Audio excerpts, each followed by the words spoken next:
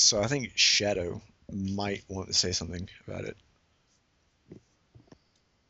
since he hasn't talked. Well, you guys handled the SE, but when it actually comes to gaining access to the voicemails, that's where password cracking comes in, which will be a fun talk conversation if you want me to cover it now. Yeah, sure. Well, all right. Well, I mean, it's actually really simple. It's really think about it. It's the same thing people always tell you. You try anniversaries, you try birthdays.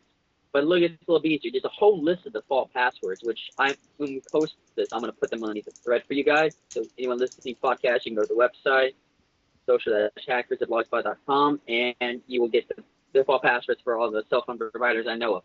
But a lot of people will set the default as 1, 2, 3, 4 because providers like AT&T require you to. They make you set the default password the first time you access your voicemail.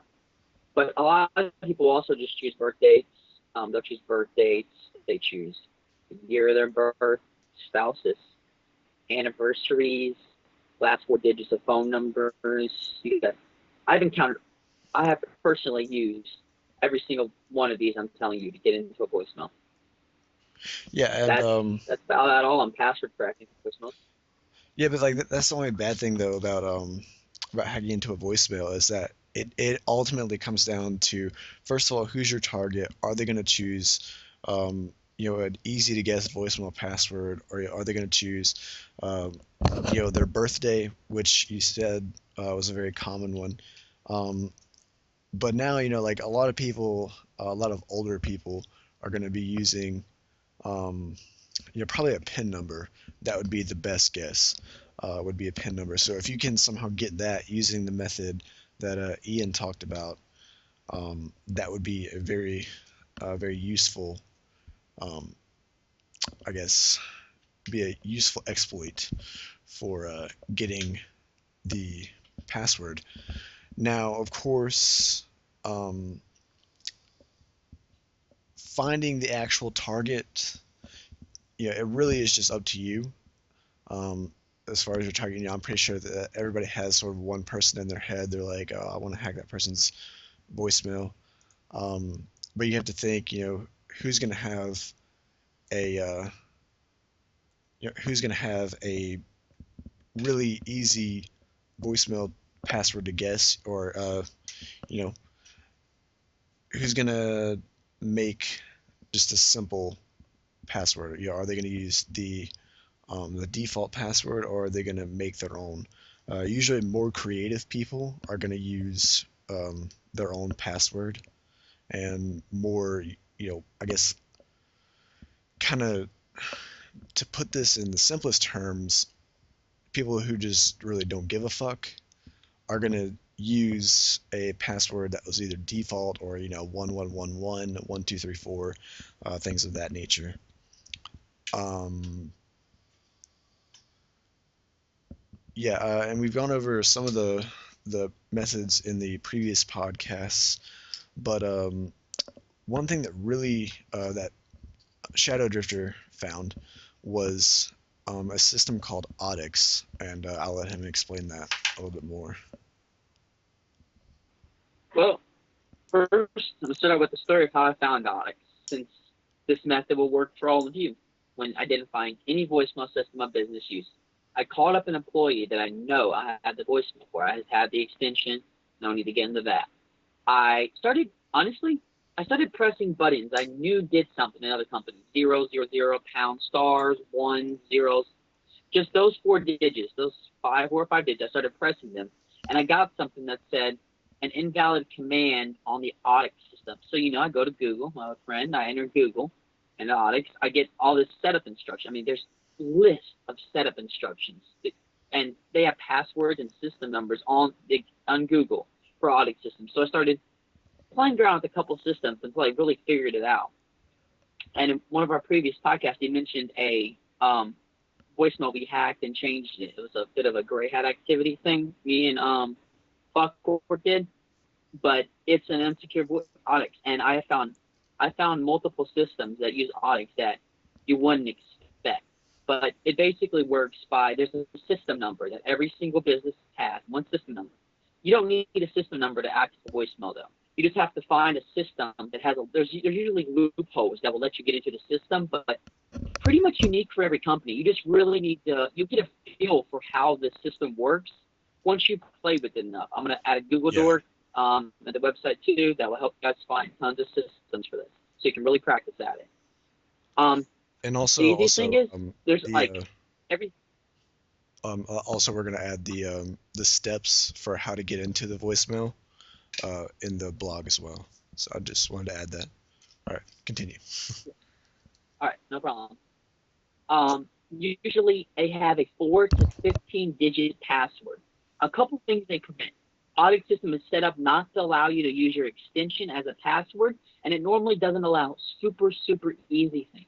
But once again, people are lazy. Look for like phone numbers that aren't their audit numbers. Cell phones, try those. 4 to 15 digits, so that can be a lot of things.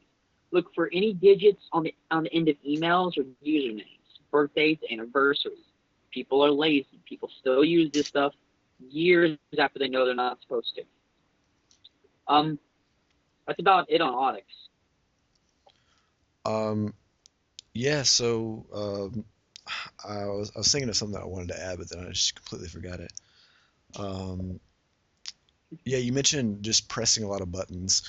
That actually proved to work out very well. Um, but the main thing though is that you want to like listen to the whole message before you like so let's say that it's going through a list of options and you hear it's like, oh, I want to do number two. Well, listen to the entire voicemail before you actually select the option, because you might find it's like, oh, call an operator.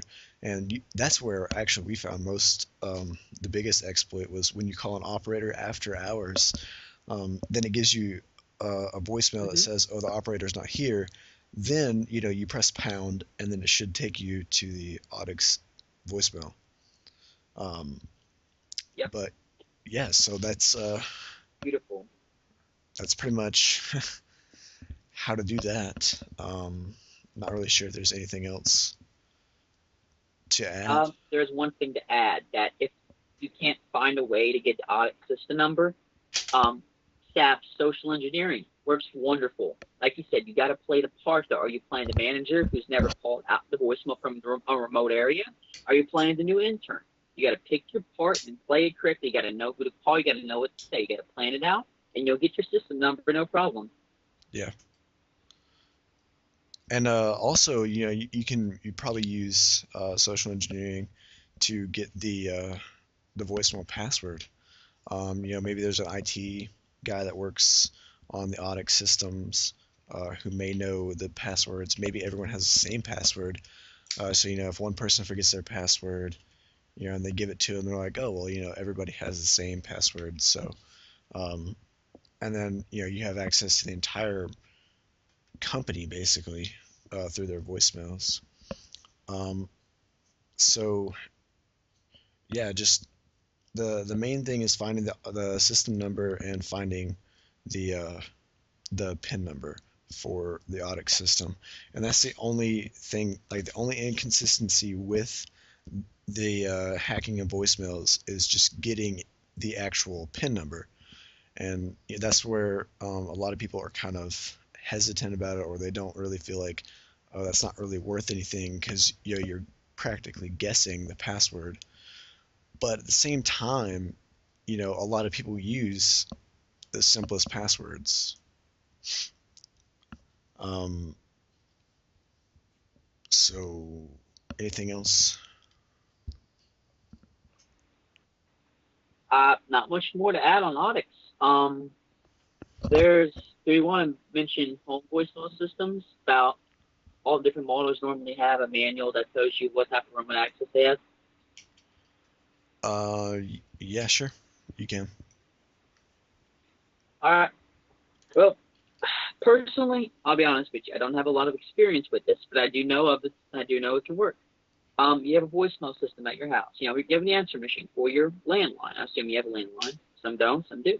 But take that, find your owner's manual, Google the model online. Just see if you can find the manual. In there will be something about remote access. It will tell you how to remotely access your answering machine. every single answering machine, or I'd say 90